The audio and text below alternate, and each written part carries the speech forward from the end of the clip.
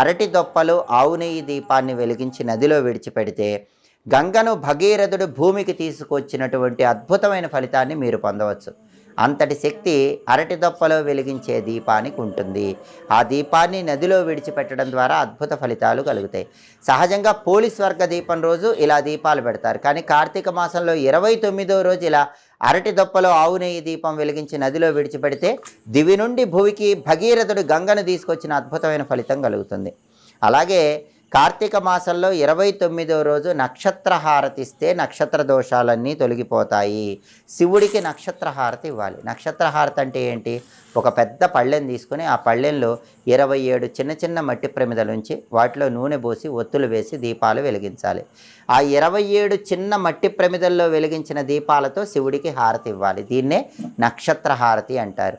27 నక్షత్రాల అనుగ్రహం ఏకకాలంలో కలుగుతుంది. 27